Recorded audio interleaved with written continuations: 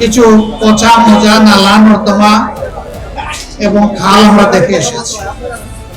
রাস্তাঘাটের ভঙ্গুর দশা, সবচেয়ে বড় হাহাকার দুইটা জায়গায়, একটা পানি, দ্বিতীয়টাও পানি, তৃতীয়টাও পানি।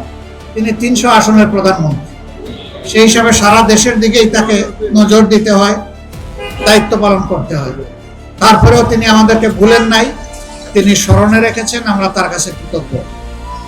বাজেট অধিবেশনে এসে আমি বললাম যে আমি তো জনগণকে জানিয়ে দিয়েছি যে এই আসনের দায়িত্ব আপনি নিয়েছেন, এখন থেকে আমি ভারমুক্ত, আসনের দায়িত্ব আপনার। আলহামদুলিল্লাহ, এটা তিনি কবুল করেছেন, বলেন আলহামদুলিল্লাহ। এরপরে সাথে সাথেই তিনি স্থানীয় সরকার, পল্লী উন্নয়ন এবং সমবায় মন্ত্রণালয়ের যিনি প্রতিমন্ত্রী জনাব মীর শাহ আলম, ওনাকে দায়িত্ব দিয়েছেন যত তাড়াতাড়ি সম্ভব একসাথে বসে এই বিষয়গুলোকে কিভাবে সমাধান করা যায়, সামনের দিকে এগিয়ে নেওয়া যায়, তার জন্য উনি দায়িত্ব দিয়েছেন। গত পরশু দিনই আমাদের একসাথে কথা হয়েছে এবং আজকে সেই হিসাবে আসা। এলাকার অনেক সমস্যা আছে, আপনাদের কথা শোনা আমাদের দায়িত্ব। বাট আমরা সকাল থেকে এই কাজ শুরু করেছি, এটা আমাদের 4র্থ স্পট। এর আগে 3টা স্পট আমরা কভার করে এসেছি। কিছু পচা মজা নালা নর্দমা এবং খাল আমরা দেখে এসেছি। রাস্তাঘাটের ভঙ্গুর দশা, রাস্তার মাঝখানে লাইট পোস্ট, ড্রেন অব্যবস্থাপনা, সবচেয়ে বড় হাহাকার দুইটা জায়গায়, একটা পানি, দ্বিতীয়টাও পানি, তৃতীয়টাও পানি। প্রথমটা পানি আমরা খাবার পানি বা ব্যবহারের পানি পাচ্ছি না। দ্বিতীয়টা পানি অল্প বৃষ্টি হলে এই রাস্তার উপরে হাঁটু পানি জমে যায়। আর তৃতীয়টা পানি মানে হচ্ছে যেটুকু পানি পাই, কিছু কিছু পানিতে চরম দুর্গন্ধ, এটা ব্যবহার করার মতো না। পানির 3 মহা সমস্যা, এর সাথে হইলো গ্যাসের সমস্যা।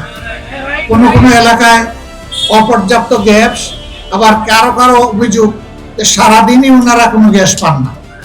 এই সেই সমস্ত বিষয়, কিশোর গ্যাং, রাস্তায় রাস্তায় আড্ডা, কি হলো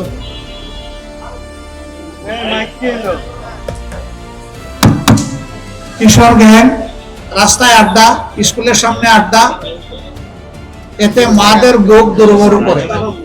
সন্তানদেরকে যখন স্কুলে পাঠান তখন তারা আতঙ্কের মধ্যে থাকেন, তার কলিজার টুকরার কোনো ক্ষতি হয়ে যায় কিনা। অসুবিধা নাই, ওনাকে বসতে দেন, মুরব্বী মানুষ। এই সমস্যাগুলো আমাদের আছে, এই সব সমস্যা আমরা কম্পাইল করে দিয়েছি। এখন সরজমিনে স্বচক্ষে দেখতে এসেছেন আমাদের সম্মানিত প্রতিমন্ত্রী, তার সাথে আপনারা দেখতে পাচ্ছেন সিলেট উত্তর সিটি কর্পোরেশনের সম্মানিত প্রশাসক।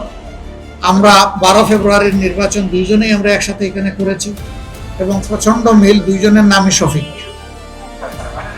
আল্লাহ তাআলা একজনকে নিয়েছেন সংসদে, আরেকজনকে দিয়েছেন 8টা আসনের দায়িত্ব। 8টা আসন নিয়ে আমাদের সিটি কর্পোরেশন। আপনারা ভাগ্যবান, মহাভাগ্যবান। এই দুইজন তো পাইলেনই, সাথে সাথে প্রতিমন্ত্রী যিনি এসেছেন তিনি এই এলাকায় কয়েক বৎসর বসবাস করেছেন। তো বাকি থাকলো কি আপনাদের? আলহামদুলিল্লাহ ভালোই পেয়েছেন। এখন দোয়া করেন সবাই মিলে আমরা যাতে কাজগুলো এগিয়ে নিয়ে যেতে পারি। ওনারও আজকে অনেকগুলো সরকারি কর্মসূচি আছে, আমারও আছে। আমরা আসছি, আমরা আসবো। আজকে শুরু, শেষ নয়, এর মধ্য দিয়ে আমাদের শুরু।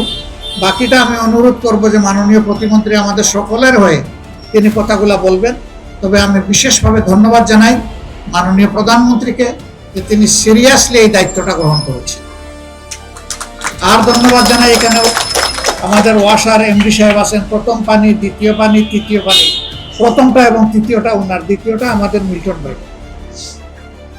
গ্যাসের এখানে তিতাসের লোক আছেন, তিনিও আজকে আপনাদের কথাগুলা আমার মুখে শুনে গেলেন। খুবই ভালো হতো যদি 1 ঘন্টা 2 ঘন্টা ধরে আপনাদের সকলের কথা ইন্ডিভিজুয়ালি আমরা শুনতে পারতাম, কিন্তু আমার মনে হয় যে আপনাদের কষ্টের কথাগুলা কিছুটা হলে আমার কাছ থেকে চলে এসেছে। ট্রেনের সমস্যা, তারপরে ভাঙা রাস্তা, চুলায় আগুন জ্বলে না, বাথরুমে পানি পাওয়া যায় না, কিশোর গ্যাংয়ের সমস্যা, লাইট পোস্টের সমস্যা, এই সবগুলা মোটামুটি এসে গেছে। এখন দোয়া করেন আমরা সবাই মিলেমিশে একাকার হয়ে, এই দেশ আমাদের সবার, সরকারি দলেরও দেশ, বিরোধী দলেরও দেশ, 18 কোটি মানুষের দেশ। এই দেশটাকে ইনশাল্লাহ আমরা সবাই মিলে এগিয়ে নিয়ে যাব।